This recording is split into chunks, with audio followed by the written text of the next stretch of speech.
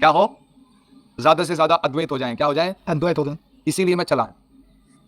मृत्यु का भय खत्म हो जाए, जन्म का अभिमान खत्म हो जाए, पुरुष का अभिमान खत्म हो जाए, स्त्री का अपमान खत्म हो जाए। ये अभी बड़ी मजाक की बात है, अगर आपको सुननी है तो बता देता हूँ। बिल्कुल। मैं मोनेस्ट्री गया तो बोले भगवान के लिए गंजा होना पड़ेगा। कौन सा? मैं बोला नहीं, ये तो गड़बड़ है, क्या है।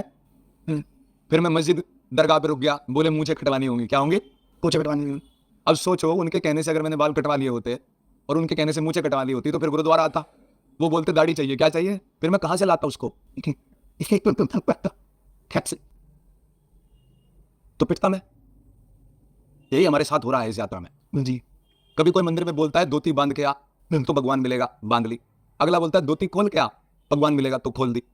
बोलता है इस पे सर पे कपड़ा बांध तो भगवान मिलेगा, ले बांध लिया। बोलता है इस पे खोल गंजी कर तो शायद हो सकता है यात्रा में मैं गंजा भी हो जाऊं। धर्मों में जो ये हो गया है, कट्टरवाद हो गया है। भूल गए हमारा सभी का उद्देश्य क्या था, शांति बनाए रखना, सभी को ये अनुभव करवाना कि देखो ये संसार तुमने नहीं बनाया है, ये अपने आप भी नहीं बनाया इतना परफेक्ट को, तुक्का नहीं हो सकता है, तुम तुक्के से नहीं आ गए यहां। तुम्हारे माता पिता ने कोई क्रिया की है सोच समझकर, अगर धक्का मुक्की तुक्का या जबरदस्ती होती तो आपकी मां सफाई करवा देती। जैसे आजकल डॉक्टर लोग क्या खिला रहे हैं लड़कियों को, अनवांटेड 72 चल रहा है ना, आईपीएल चल रही है, मतलब सभी का पुरुषार्थ छीना जा रहा है। कोई ये नहीं कह रहा साधना कर, अनुशासन कर, योग कर, बल करना, ले दवाई खा और दबा के संभोग कर, हो रहा है कि नहीं। तो ये आधुनिकता भी समझ नहीं पा रही कि तुम क्या कर रहे हो, तुम कीड़े मकोड़े पैदा करने वाले हो ऐसा ऐसा करके।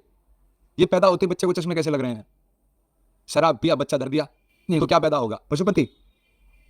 तो ये थोड़ा समझना जरूरी है। इसीलिए आराम से गांव में आराम से बैठ बैठ कर सभी से बातचीत करना कि अनुशासन देखो कितना अनिवार्य है। सूरज भी अनुशासित, नदियां भी अनुशासित, हृदय भी तुम्हारा अगर अनुशासित तुम्हें रखना है, तुम्हें कार्डियक अरेस्ट और तुम्हें हार्ट अटैक से बचना है तो तुम बस ऐसा जियो। It is never coming to you. कभी भी तुम्हें ठाकुर जी लात नहीं मारेंगे, कभी भी कृष्ण भगवान विष्णु भगवान तुम्हें झटका नहीं देंगे, ऐसे चलता रहेगा शीतल आनंद में। तो चलते चलते जैसे आप कुछ मेरे शब्दों से परे भी समझ रहे होंगे कि ये व्यक्ति क्या भला है, समझ रहे हैं ना। तो एक आर व्यवहार तो होता है शब्दों से और कानों से, और एक होता है मौन में। कैसे? मौन बोल के, शब्दों के पीछे भी आप कुछ समझ रहे हैं, मैं भी आपके बारे में कुछ समझ रहा हूं।